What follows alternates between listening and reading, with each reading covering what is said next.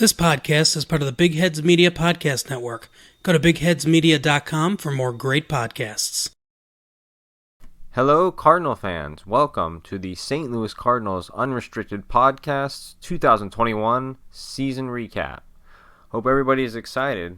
All things considered with how the season ended, it's sure an exciting recap and an exciting end to the regular season at least.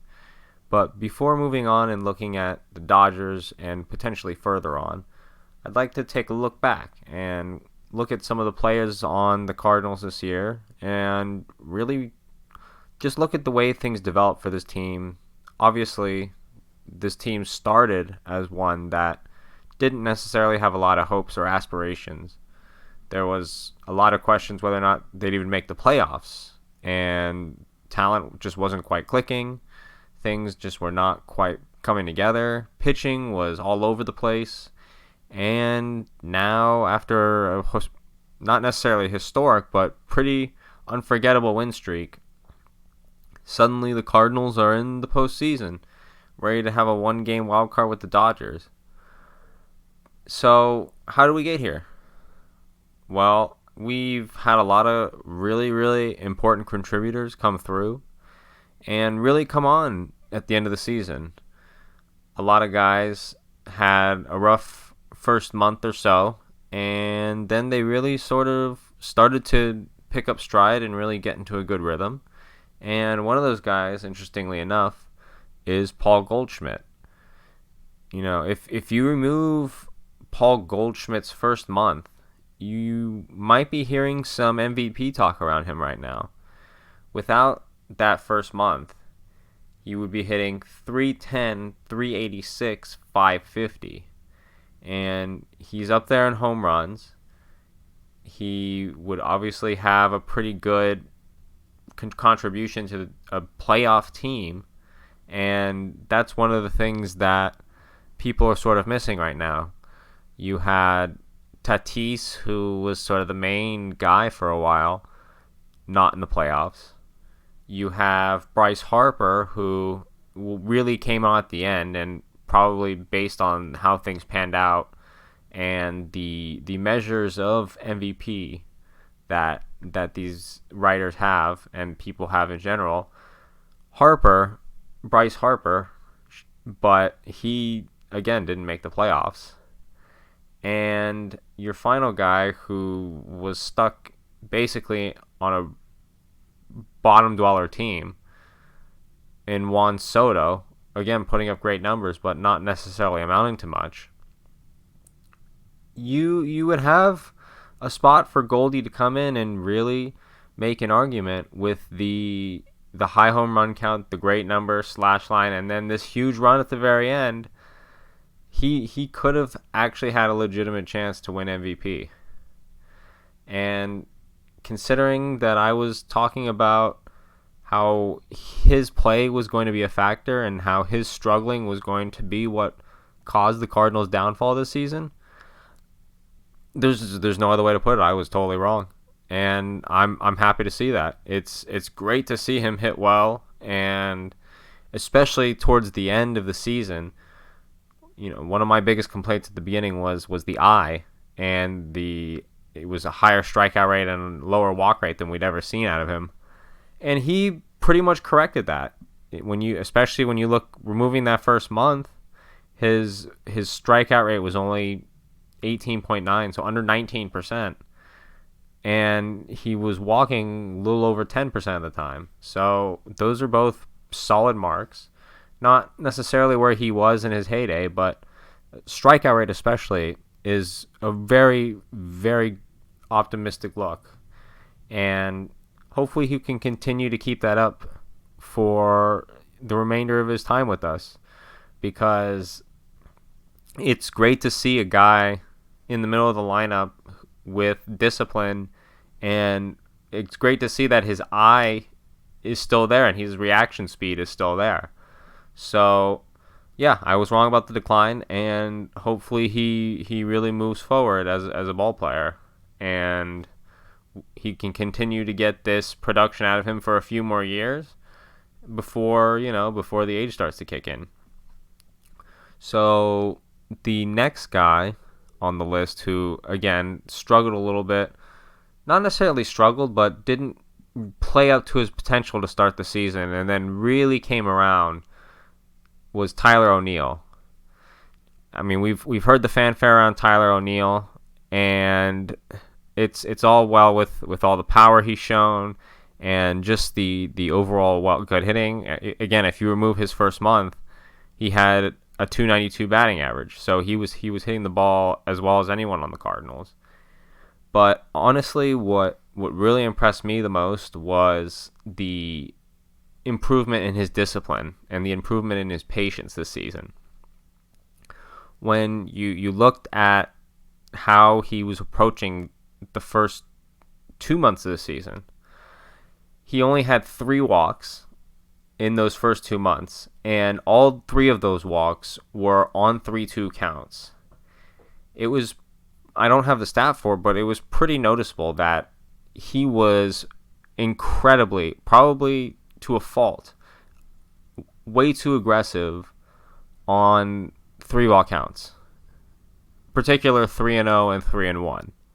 And we saw that he did not draw any walks on 3-0 or 3-1 counts in the first 2 months of the season, and he hasn't ever been particularly good at drawing walks on 3-0 or 3-1 counts. And it was partially because, or mainly honestly because, he was really looking to take advantage of being ahead in the count, not to draw walks, but to really drive bombs. And that's all and well, but unfortunately that resulted in him swinging in a lot of pitches that would have been ball 4, that would have just put him on. And a lot of the times that would result in an out or in an unproductive hit or in something that where a walk would have just been better. So when you look beyond that and you take a look at the rest of the season, after drawing only 3 walks in the first 2 months, he ended up with 38 on the season. And 19 of those were on 3-0 and 3-1 counts.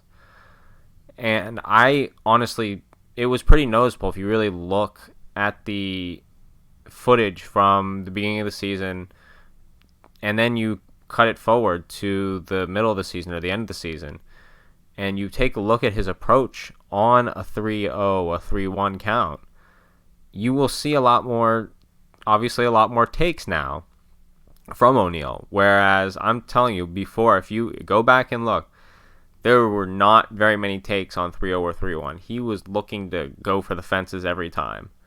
And looking to be productive is good. It really helped another player that we're going to talk about next. But there are times where sometimes being patient and letting the game come to you instead of really trying to force the production forward, that's really what a missing piece is, or a key piece of playing the game and becoming a complete player is. And that's really what Tyler O'Neill was missing. And if you look at that full slash line without the first month, you have a 292, 362, 563. I mean, that's the kind of line that you could see making a run for MVP. Can we expect that kind of thing next season? It's really hard to say for sure that he'll keep that average up. I think 292 is not exactly the easiest average to put up. And, I mean, I think that he certainly has the ability to do it eventually. But to necessarily expect that might be a bit too much. I'm seeing more in the realms of the 260s, 270s. But, if we can see a 292 and he can really continue on and moving up with his development here, he's still a young player and he's still got plenty of room to grow. If he can maintain a line like that with the great defense he has and the high speed, basically I believe he's in the 95th percentile in sprint speed. You put all those things together, that is a 5-tool player for sure, if I've ever seen one. And that would be far greater than what we gave up and Marco is great. He's a solid pitcher, but what Tyler O'Neill has done, and if he can continue to do so as a young guy who has really shown an improvement to the maturity of his approach, I really do think that is possible to see something even in the 280s would be potentially something that you might be realistic to expect. I think the 290s, again, would be a little bit of an overachievement, and it's something totally within his realm of ability. But that is sort of my idea. I think that he will sit in the 280s, 270s range, but I think the power is still going to be there. He's still going to be able to hit, close to 40 home runs. He is going to be able to potentially steal 15, 20 bases. He's going to give you great defense and constant speed threat whenever he does get on base. And he's maturing in his discipline, and he's continuing to improve his ability to draw walks, which hopefully carries into the next season. So I'm really excited for the potential MVP level potential that Tyler O'Neill has presented us this season. And I think that he can really capture that, and he can really become that player consistently. It's just a matter of if he does it, when he does it, and it's just the time for us to find out. The postseason is a better time than ever to really prove that. Now, while the discipline and the improved approach and the ability to be patient and not force things has really helped Tyler O'Neill, the more forceful and the more proactive approach has done wonders for Tommy Edman.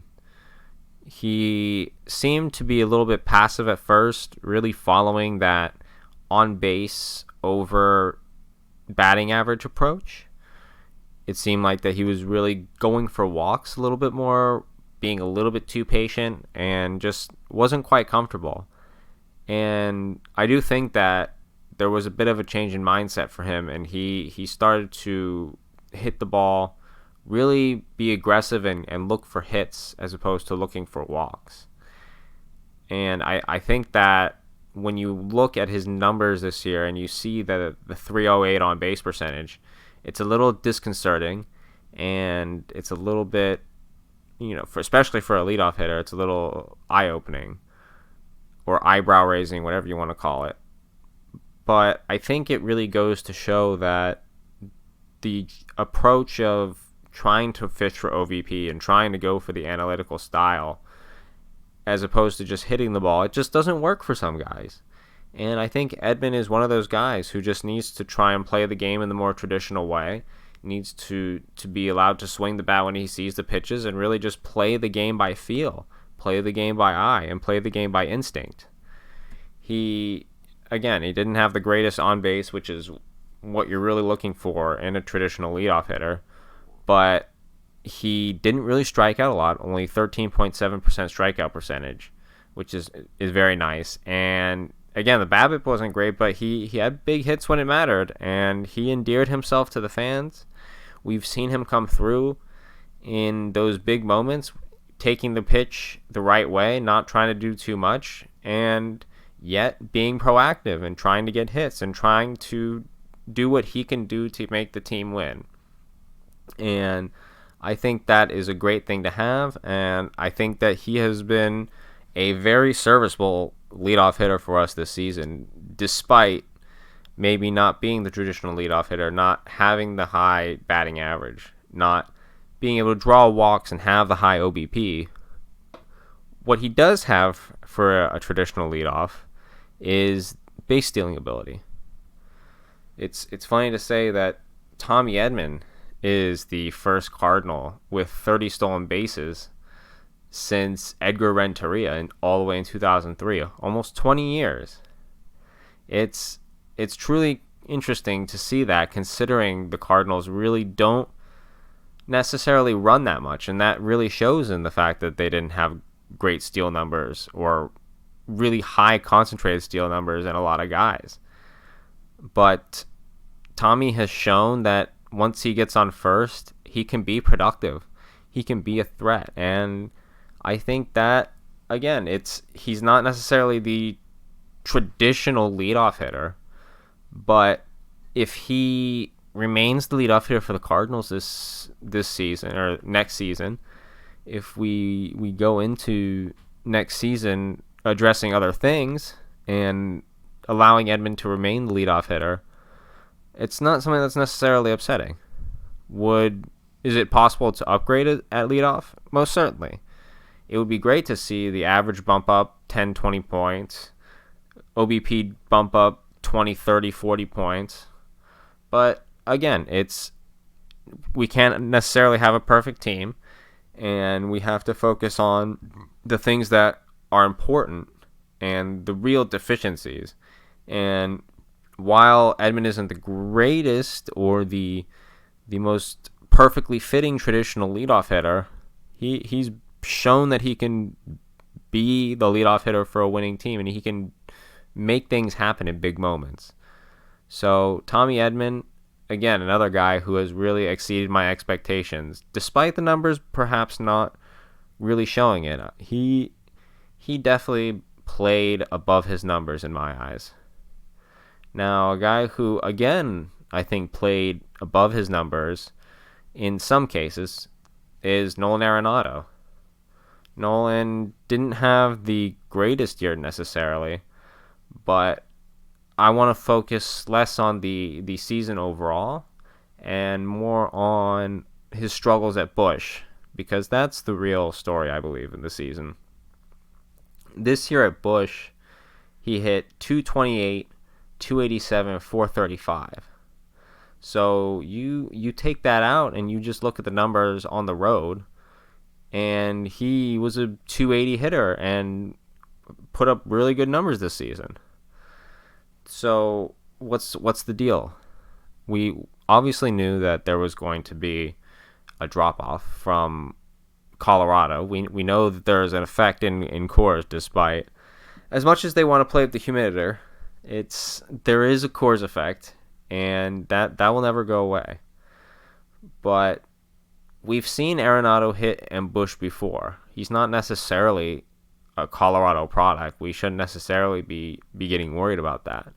When you look at, he had about 100 plate appearances with Colorado in Busch against the Cardinals, and he had a 278 batting average and a 511 slugging.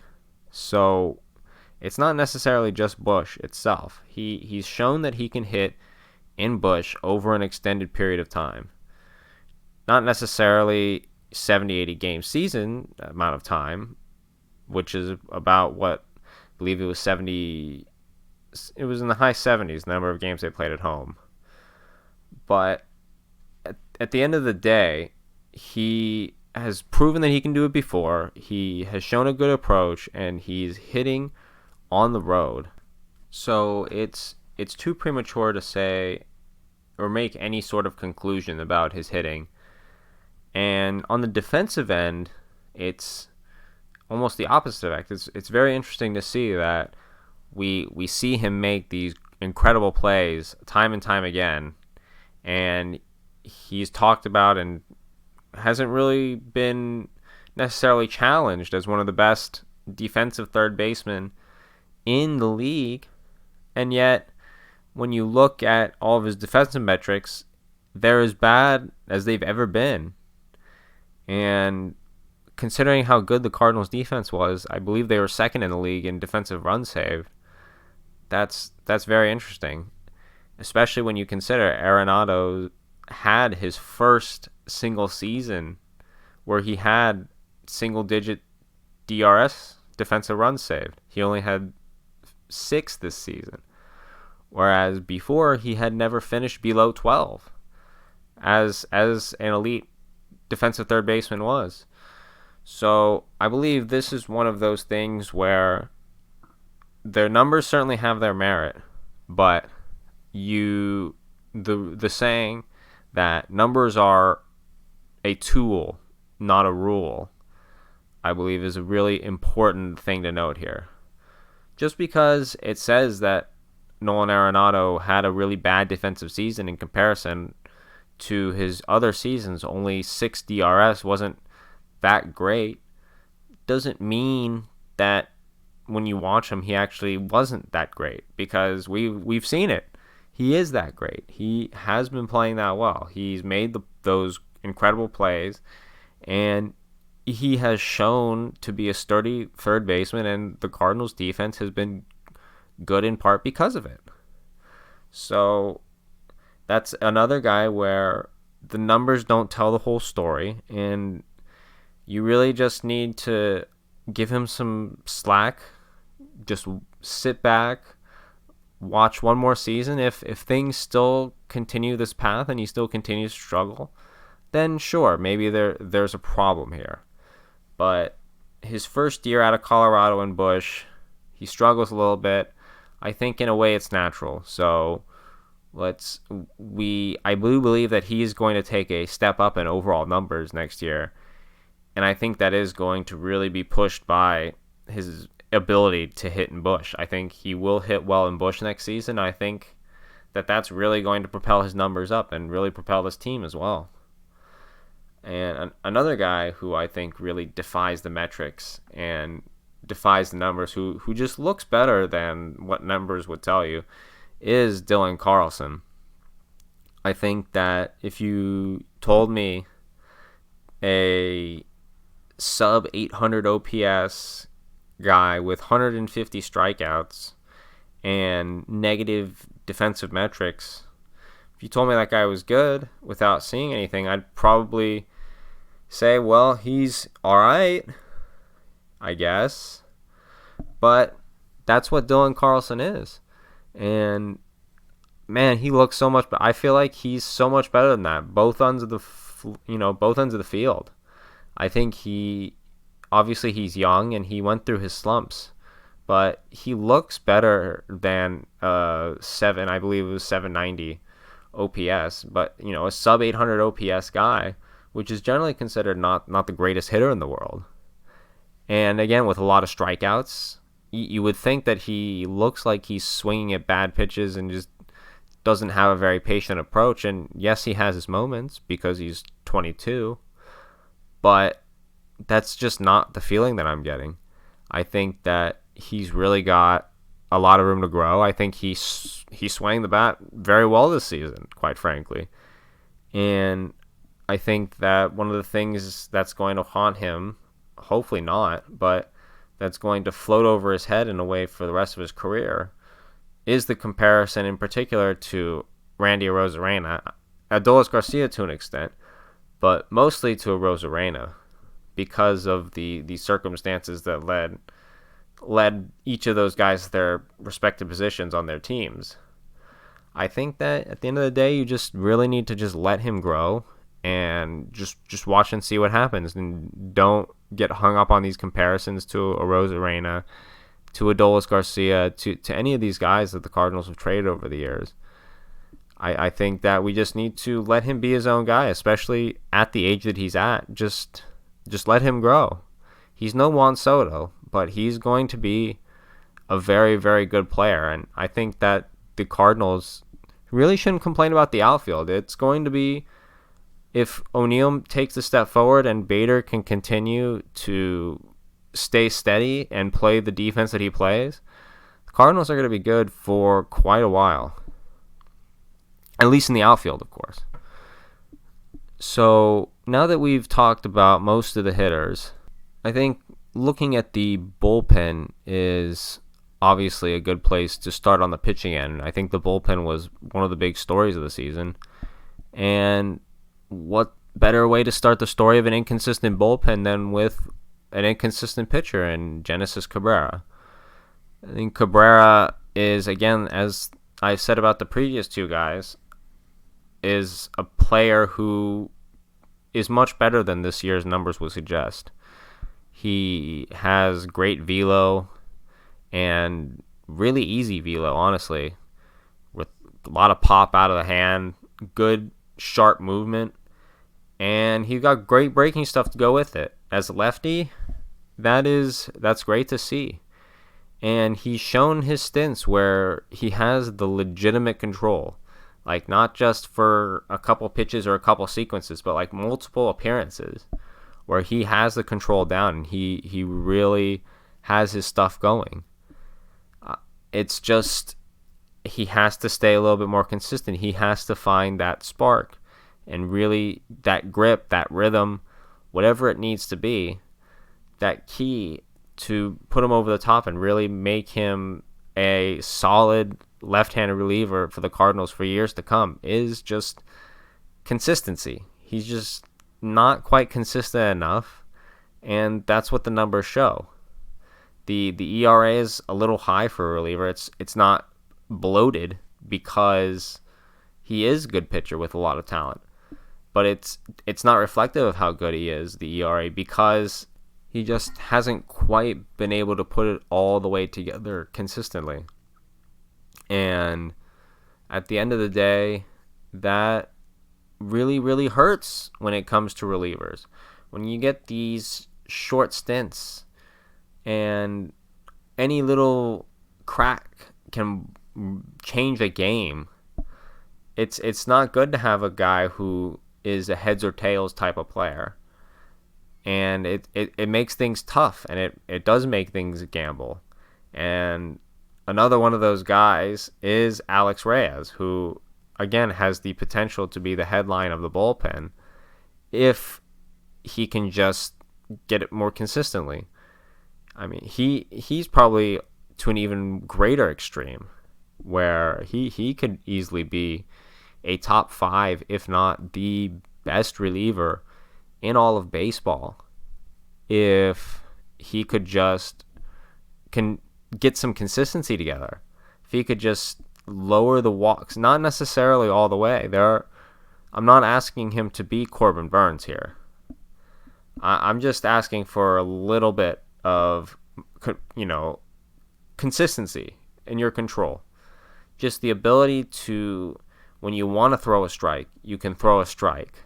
Not when you want to throw a strike, a get me over, you throw a pitch that you're comfortable with and you hope it's a strike.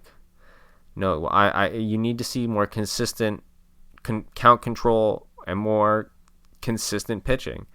And the numbers really are telling that Cabrera and Reyes were two guys who did not quite get it all the way.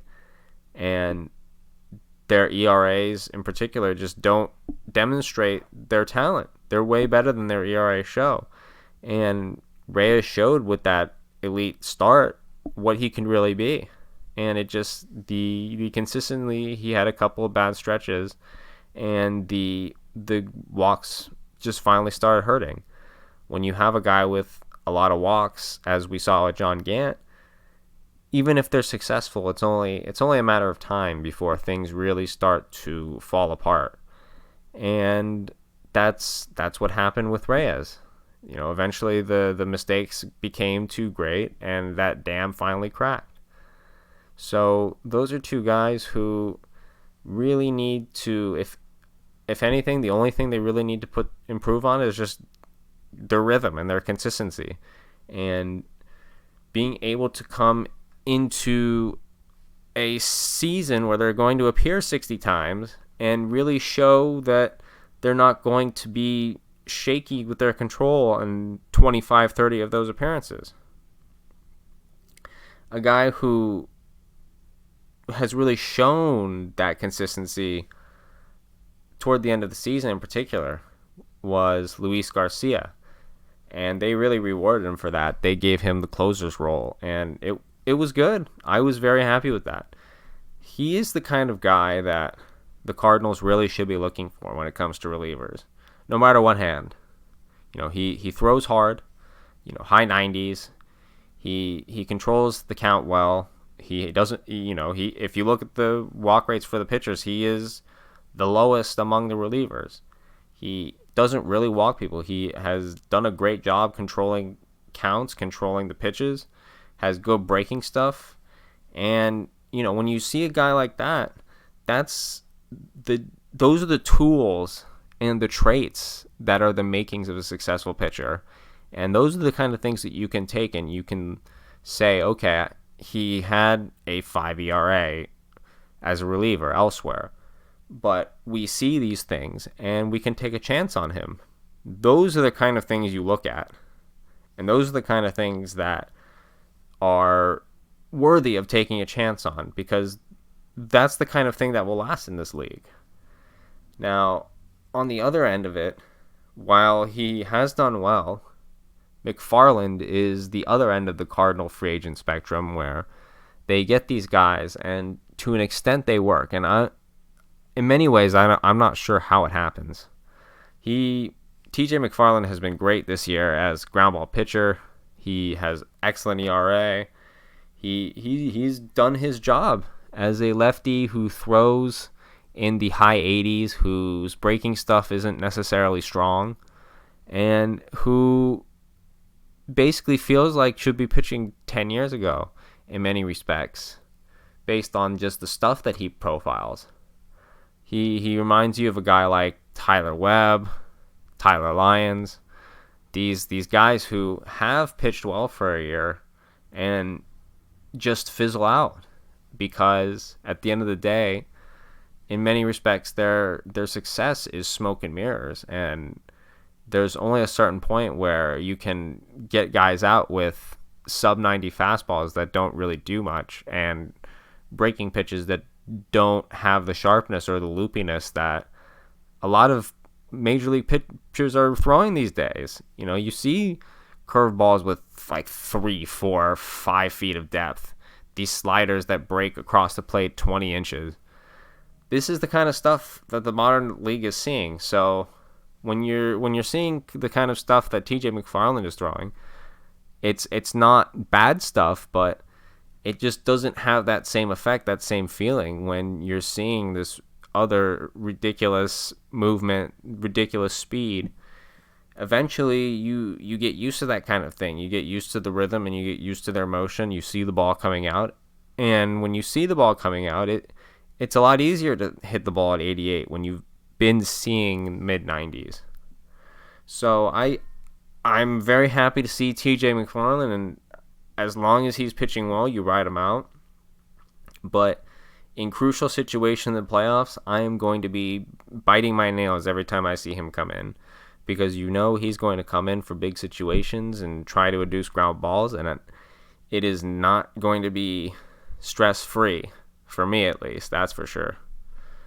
Now, two guys that have been interesting, to say the least, polarizing in many ways, but yet seemingly cruising along and playing well, are J.A. Happ and John Lester, the two trade deadline acquisitions.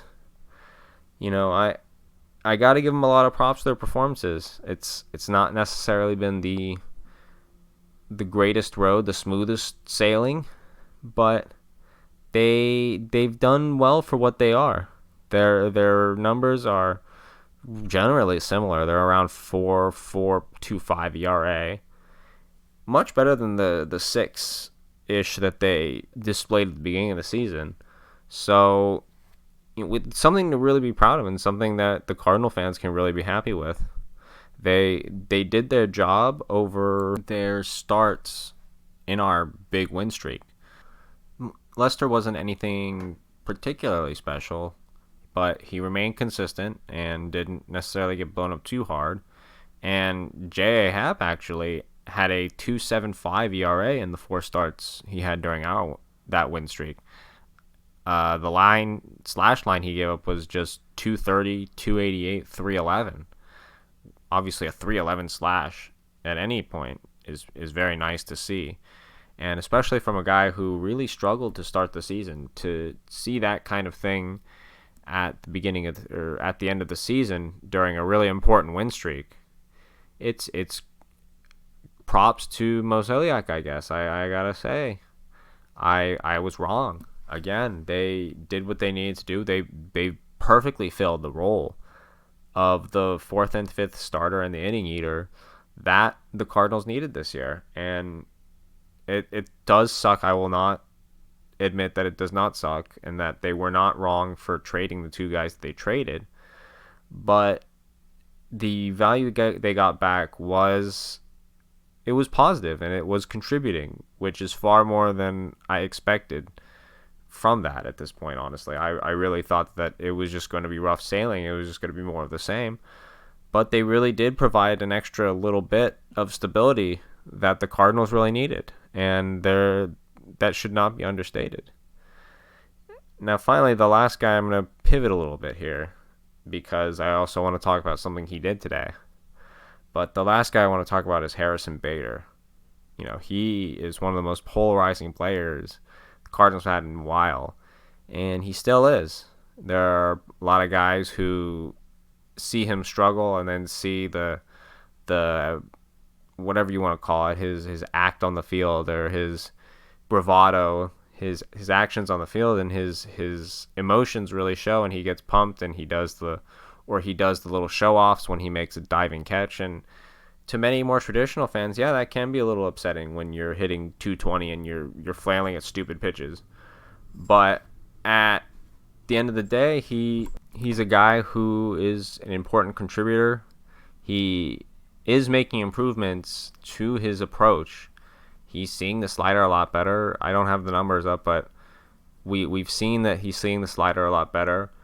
The story about him getting nasal surgery and removing those polyps and improving his eyesight, that all seems like it was verified by his performance this season.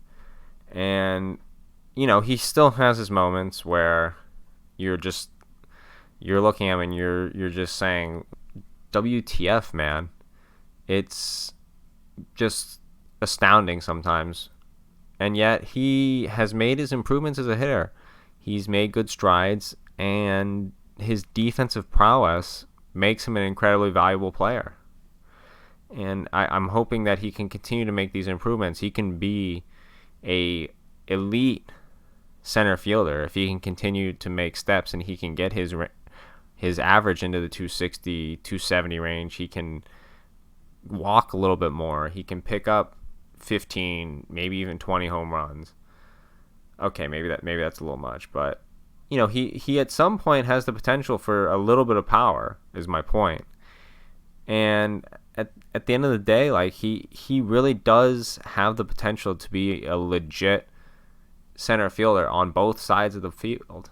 And it goes to question, how much does Jeff Albert get credit?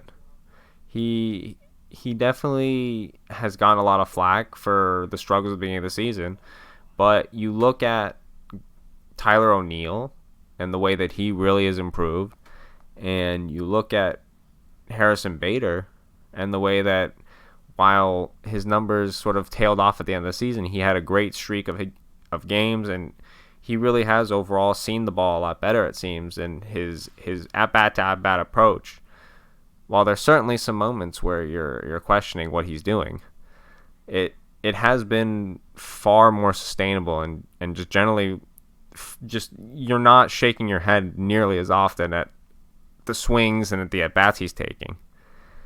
And that's really good sign because he's still a young guy and he's still got plenty of room to grow, just like Carlson, just like O'Neill. And the Cardinals have an opportunity to have a really, really nice, solid core of outfielders for a long period of time. And that's a big thing for us, really. So why do I bring up Bader last when I focused on all the hitters before and then moved to all the pitchers? Well, I wanted to cap off the podcast with the piece that Bader put out. And I want you guys to obviously read it. I'm not going to spoil the entire thing. It was a piece about his perspective on just the playoffs, on the win streak, on the team itself, and on what it means to be a Cardinal. And it's a great read.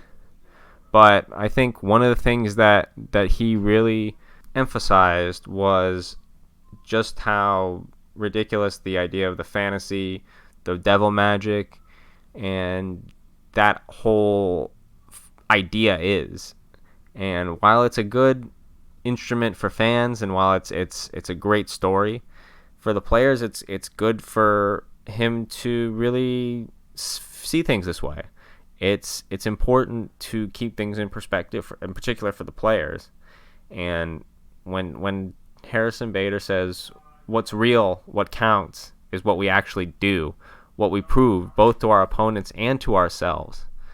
That's the kind of stuff that the Cardinals need to hear, and that's the kind of mindset that the Cardinals should be going into this playoff matchup with the Dodgers and hopefully beyond with. And even if things end here, this is the way that you should really try and enter next season. It's not fantasy. It's about what you do, and it's about what you prove. And as great as that run was, the Cardinals haven't really proved anything just yet. It doesn't matter until Wednesday, when they hit the playoffs and we really see the true mettle of this team. Anyway, thank you guys so much for listening, and we will be out tomorrow morning, just before the game, with part 2, where we really dissect the wild card matchup and a potential matchup with the Dodgers. So thank everybody for listening, and go Cardinals.